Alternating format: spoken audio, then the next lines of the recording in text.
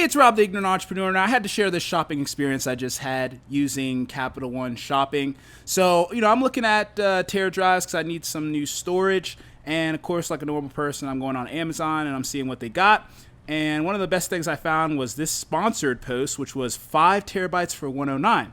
So then I visit Capital One offers. Of course, they don't have anything for Amazon, but I do notice that they have something for Walmart. And this is after me looking into Best Buy and eBay and not finding anything better. So sure enough, I go to Walmart and I see 16 terabytes for $43.99. So mind you, the Capital One offer also gives like 5% back in statement credits, I believe.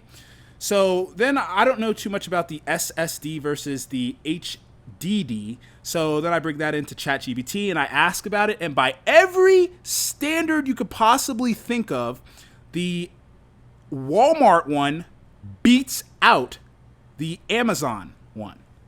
So I almost paid more than double for much less on this hard drive.